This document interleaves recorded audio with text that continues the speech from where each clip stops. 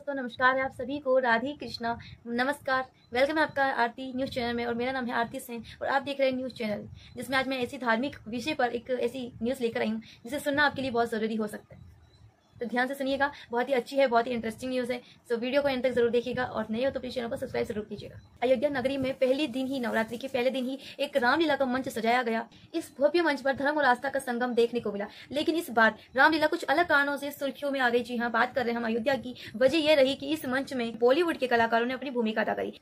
राम, लक्ष्मण, सीता जैसे पवित्र किरदारों को निभाने वाले चेहरे फिल्मी दुनिया से थे। जी हाँ, इस आयोजन को लेकर शुरू में लोगों का इतना उत्साह देखा गया, लेकिन बाद में कुछ ऐसा हुआ, आइए जानते। लेकिन जैसे जैसे खबर आगे फैली वैसे ही विरोध के स्वर उठने लगे।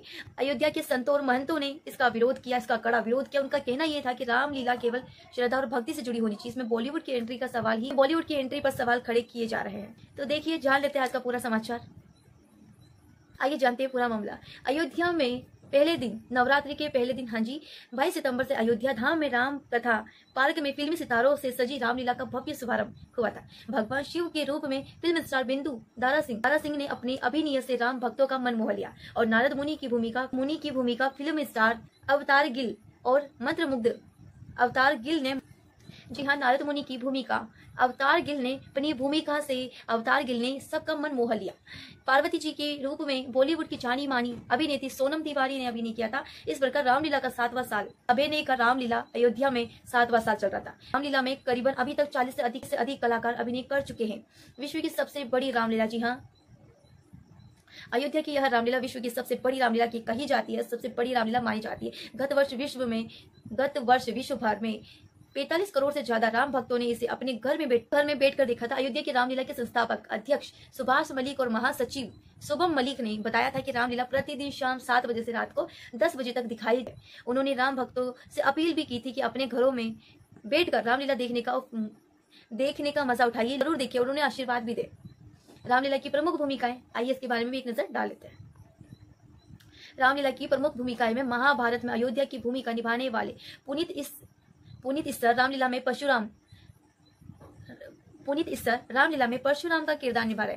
भाजपा सांसद मनोज तिवारी बाली की भूमिका में नजर आए और गोरखपुर के भाजपा सांसद रवि किशन केवट की भूमिका में नजर आए। राजेश पुरी ने हनुमान जी की भूमिका अदा करी। वहीं इसी के साथ तीसरी बार मनीष शर्मा रावण की भूमिका में नजर आए। राहुल गुर्जर ने राम जी की भूमिका अदा करी तथा मिस यूनिवर्स इंडिया 2025 की मणिका विश्वकर्मा सीता में भूमिका में नजर आ रही है। इसके अलावा रजा मुराद, राकेश वेदी, भोजपुरी गायिका मालिनी अवस्थी शबरी के रूप में नजर आएगी। इसके साथ ही अयोध्या की रामलीला विश्व की सबसे बड़ी रामलीला कही जाती है। रामलीला का सीधा प्रसारण दूरदर्शन अयोध्या की रामलीला के यूट्यूब चैनल पर भी किया जा रहा है। इसके साथ ही लेकिन अयोध्या में रहने वाले साधु संतों ने लगा दी इस पे कड़ा विरोध। जी हाँ, आइए एक बार इसके ऊपर भी नजर डाल लेते हैं। साधु संतों ने किया विरोध। अयोध्या में विगत 6 वर्षों से हो रही फिल्मी सितारों की रामलीला का अयोध्या के साधु संतों ने विरोध इसलिए किया क्योंकि इस वर्ष भी भूमि पूजन के उपरांत ही साधु संतों ने विरोध शुरू कर दिया था, क्योंकि संतों का ये कहना था कि फिल्मी सितारों की रामलीला में मंचन कर रहे हैं कलाकारों का मर्यादा विपरीत है, क्योंकि संतों ने किया इसका विरोध। संतों का कहना था फिल्मी सितारों की रामलीला में मंचन कर रहे कलाकारों का मर्यादा विपरीत होना, क्योंकि बॉलीवुड में एंट्री करने वाला इंसान मर्यादा में नहीं रह सकता। वो अपने शौक जरूर पूरे करता है, खाने का शौक, पीने का शौक, जो भी अदर शौक होते हैं वो सभी पूरे करता है। क्योंकि इसके साथ ही उनका चित्रण भी अच्छा नहीं होता, उनका कैरेक्टर भी अच्छा नहीं माना जाता। इसी वजह से साधु संतों ने उनपे विरोध किया। और इसके साथ ही वो मांस मदिरा का सेवन करते हैं, जो कि सनातन धर्म के लिए अपमान से कम नहीं माना जाएगा। सनातन धर्म में अपमान ही माना जाएगा कि फिल्मी एक्टर हमारे श्री राम सियापति रामचंद्र जी की भूमिका अदा कर रहे हैं और सीता मैया की भूमिका निभा रहे हैं।